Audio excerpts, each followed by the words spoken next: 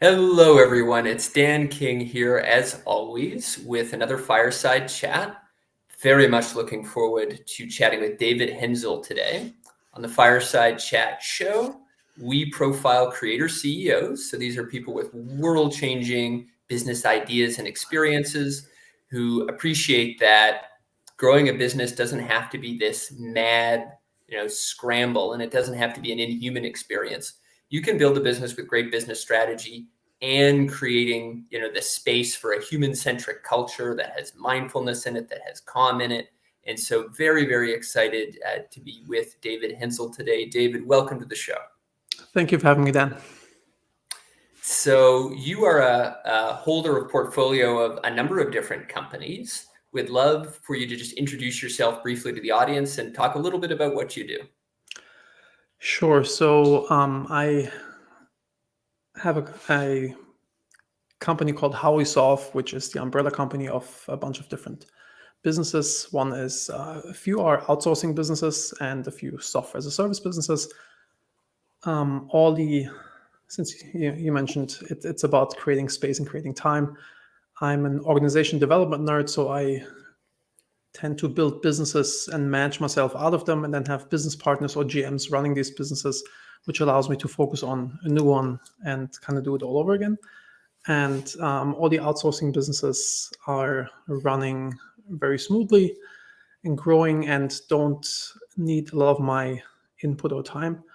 The main focus for me right now is Upcoach, which is a platform for coaches that helps them to run their coaching business better. And it's kind of like under the umbrella of transforming lives. And it was built out of necessity because I was coaching the leadership teams of my businesses, and I needed something that does this better.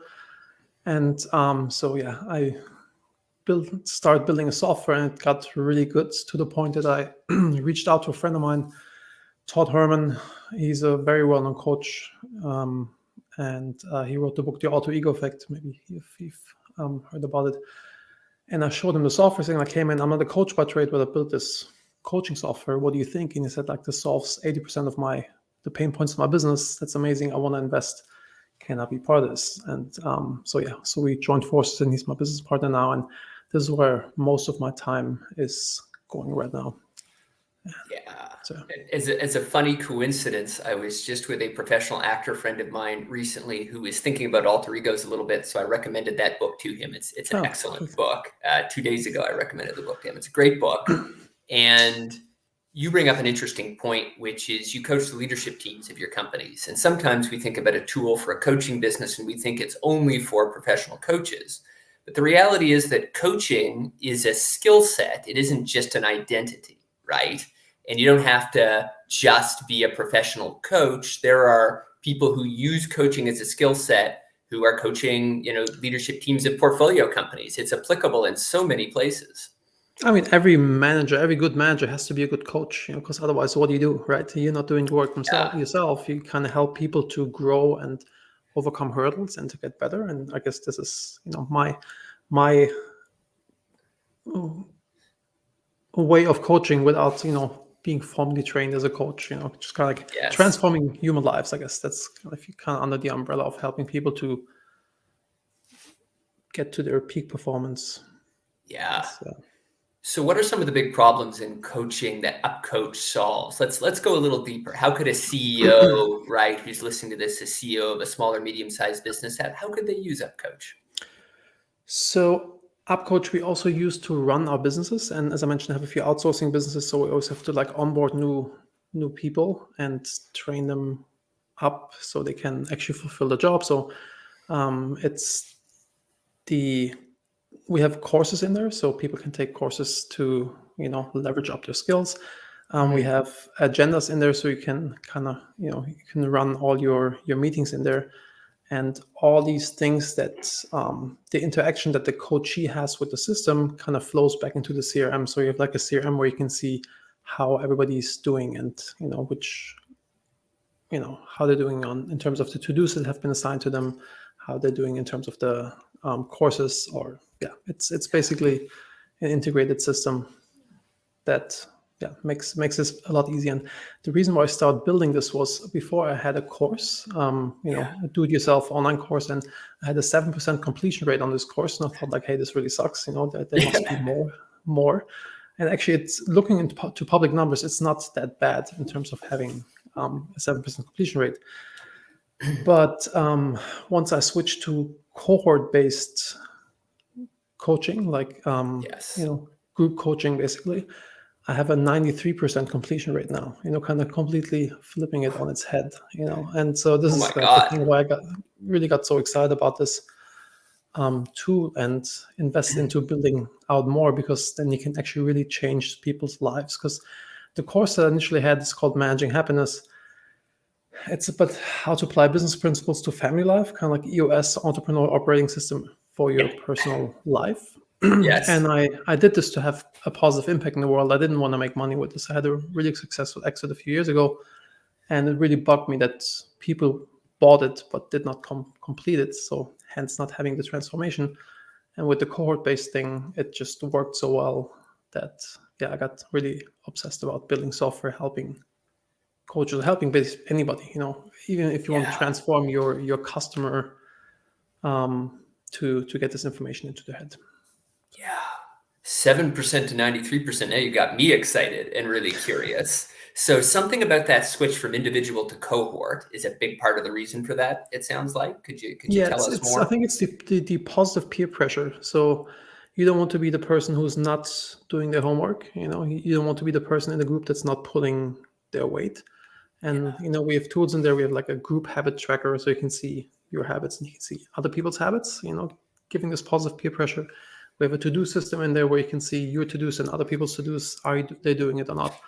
Or and like usually you send out a PDF and then people fill out the PDF. You have no visibility, but we built it that we call them smart documents. So you basically fill out these smart documents inside of the system, and you can see how you're doing, how the others doing. Also the peer learning aspect of like filling this out together and seeing what the others are doing.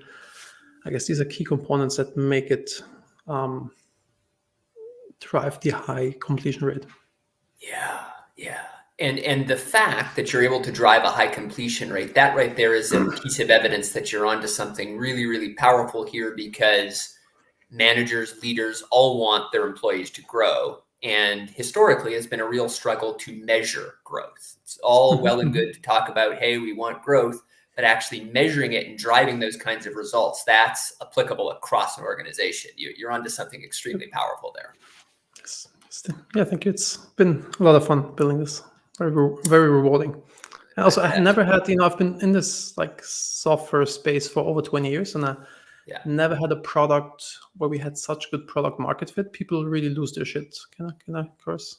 Whatever. Yeah. People say what you want. Say what you want. Yeah. All right, but people really lose their shit when we walk them through the system, when they start using it, and we have a very high referral rate of people using it and referring, or business coaches forcing their customers to do it as well, because it helps them to keep the finger on the pulse. And so it's been very rewarding building this. It's an interesting insight for me as a founder now of a consulting firm and a private equity fund. I spend my time managing businesses more than I do coaching, but absolutely there's coaching team members, and I reflect on my time in my previous business that I sold was a coaching company, and it was almost all one-on-one coaching. And I reflect on my own experience as a coach and as like a full-time executive coach. And I'm a one-on-one person by nature. I grew up as an only child, and something about one-on-one coaching was always more attractive to me. There was something about groups that was always a little terrifying, but it's so interesting to appreciate this. I mean, I had a sense that accountability could be a bigger part of group coaching than one-on-one, but those numbers really drive the point home for me. And I think it's interesting to reflect on all of these coaching startups now that are making one-on-one coaching more accessible to middle management. It's a huge trend in the coaching world right now, making coaching in the US accessible for middle management, not just for executives, but a lot of that is, some of it's group, but some of it's one-on-one. And I'm curious to see how them doing more group coaching could drive up success rates. Yeah, I think more group coaching is it's more affordable. You can have more people participate. Also for the coaches, better because you can technically make more money and also have more impact because you can touch more people's lives, right? Absolutely. Also, something that I really love about group coaching is often you as the coach, you just act as a facilitator, and people help themselves. People like peer learning. It's not like, oh, like from top down, you do this and this and this. It's like, oh, I have this issue. Like, hey, yeah, I had the same issue. I solved it like this or that. And I Yeah. personally learn much better from peers than I went to 14 different schools. I got kicked out everywhere. Just didn't work for me. Like this.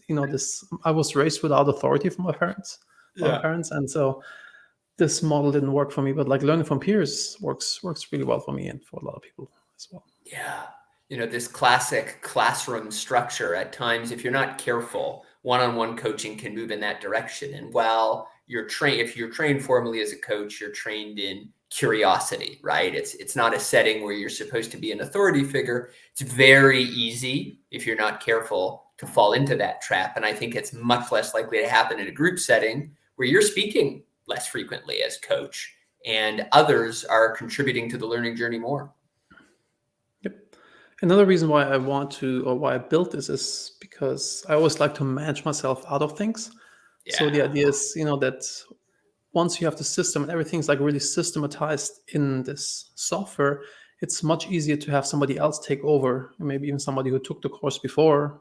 They can then become a facilitator, and because everything's so on train tracks, it's much Yes. easier to hand it off and scale. I'm always thinking about like, how do I scale? How do I manage myself out of it? And this was like, another real reason why I built the software, to systematize things and just remove Yeah. myself.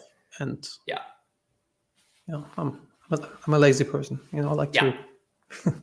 In the last 5 minutes, you've inspired so much systems thinking and laziness in me here. I am just, wow. I mean, it's always great when the audience gets value, but I'm going to be selfish and say that I have gotten 3 ideas in the last 5 minutes about how to save my time. So there you go. I'm Happy to hear. becoming even more like David Henzel. This is probably dangerous, but no, that's all awesome. Really, really appreciate the work you're doing with Upcoach. And I'm curious, so it's getting referred. Um, if you could just spell out a little bit more who this is for. So it's clearly for coaches, right? Mhm. But it's also for leaders who coach teams. Like, what are the niches that Upcoach is for? So currently, we've been working on it for quite some time, and we didn't have any financial pressure, so we took our sweet time before we marketed, because we kind of got 100 organizations on, and then we closed the door, and then we kind of like just listen to what they need and Yeah, kind of build it out. So and we've been mainly focusing on coaches, specifically coaches, because they have the need of systematizing things, and then they're also really good multipliers to pass it on. yeah, um, and also the other use case that we're seeing is organizations using it to run their businesses, because yes, um, also born out of, I always like to scratch my own itch with the outsourcing business that we have. We have, very large teams. We hire a lot of people every month, and these people have to be trained up. And so this is, I guess, the main, not the main use case. I think the main use case, we're still focusing on building the best possible tool for coaches, but it's, I guess, yeah. HR teams and coaches are currently the ones that like it the most. Yeah, yeah, no, that makes total sense. And I think HR is at a stage where they need to systematize and measure more. There's a lot of pressure on HR to measure results more than there has been in the past. And in the US, new legal rules that are increasingly requiring HR to measure more than they have in the past. So anything that Interesting. helps with that, I'll tell you a bit more about that offline. It's a whole thing. But I think that's really, really on point for HR. And so for anyone who's listening, who's a CHRO or a head of people, I can vouch for this tool, having spent some time with it. It can really, really help you measure what matters and even help you see, like, there are going to be certain things that you won't have thought of that matter that do, and this tool will help you do that because it tracks so much. Thank you for the shout out. Appreciate it. Anything else new and exciting in your portfolio that we might want to talk about that might be useful for a CEO of a growing company? I mean, I could just kind of briefly list the different companies that I have in the portfolio. So maybe there's a fit, or if somebody wants to nerd out with me on any of these Sure. topics, LTV Plus, we provide live chat agents and support agents and failed payment recovery agents. It's our fastest growing business. Then we have Task Drive. We do lead research and SDR, sales development reps. Then we have Shortlist. We do backlink building and SEO related work. And the latest one, I always like to scratch my own itch. We fired our QA company, outsourced QA company, and now we're building it for software QA. We're currently building this. And a super random thing, because I was just at Art Basel, like all the NFT craze. There's a game that people can make money while playing the game, but you need to kind of invest a lot of money to get started. And we're rolling out a new division where our employees can play in their free time and make money while playing this game, which is like, I don't know, super random. I haven't really wrapped my head around it. My business partner's leading this, but that's kind of like the new development right now. I can't wait to hear more. I wonder if people are earning fiat currency or if they're earning a No, special token on the platform. They're earning some token, but you can kind of like turn it into Ethereum. Yeah, you can liquidate it. Okay. It's a world that changes so quickly. It's hard to keep track of. Go ahead, David. What were you going to say? It's crazy. A friend of mine just launched a game as well in this space, and the company is 5 months old and is valued at $2 billion. It's just like it was very interesting to wrap my head around this new world during Art Basel. Yeah, actually, another interesting thing is with the QA business, we're turning it into a DAO. It's the idea that basically we're calling it Uber QA.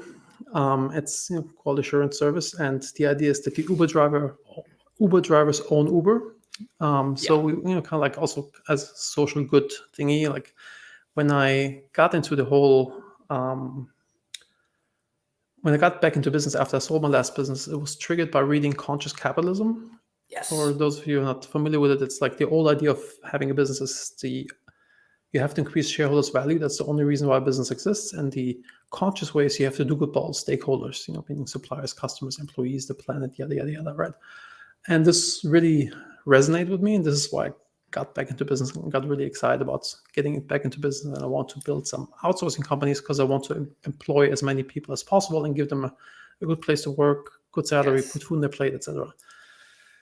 And so with this new DAO's decentralized autonomous organization, you can basically have a smart contract where it's like an operating agreement where everybody that participates in the business can own a piece. So everybody has like vested interest in growing the business. And, so this is like something I want to play around with. It's like a cool opportunity to do that. And I'm very curious about the learnings that will come from this. And if I'm understanding you correctly here, so the idea is there's a sort of Ethereum smart contract style, like automatic enforcement of someone's ownership stake. And so you can have lots of people who may otherwise have struggled to earn a living, not only earning a living, but having an equity, basically an equity stake in something that's growing. Correct. Basically, they will get still paid in US dollars, but they'll also earn shares or coins or however we want to do that inside of the organization. And then, they're incentivized to, I guess, they will own the business like to a large portion, and they'll be able to vote. And, so it's I think this whole like Web3 thing is super fascinating, and I have to kind of put my money where my mouth is, and to really dig in to understand this, And so this like we were already in process of starting this new QA business, and I thought let's take the next step and turn this into a DAO. So it's not done yet. There's still like a lot of question marks in my brain on like how this is actually really done, but we're moving this direction.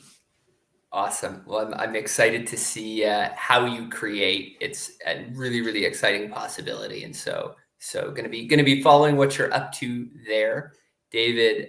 Just as we come towards the end of our time together, and I think we've distilled some really interesting lessons from the work that you're doing now. Curious to learn, when you're not working, when you're not creating, when you're not working on one of 10 trillion portfolio companies, what do you do for fun? It's a sad answer. Like I don't really have many hobbies. I like to. I'm pretty active. I go running. I work out in the gym and spend time with family. But yeah, I don't watch TV. I'm just really focused on. I think business is the ultimate game. I used to play a lot of like online games as a kid, and I guess that's I found entrepreneurship as it's like playing a game, and I really enjoy playing that game. So Yeah. that's You're having fun and you're doing good with the game. So I encourage you to keep playing. David, it's a pleasure to have you. Always enjoy our conversations, learning from you, feeling your warm energy. And so an absolute pleasure to be with you today. Thanks for having me then. And if people want to look you up, I should ask, is there a website for your umbrella portfolio? Where can people look you up?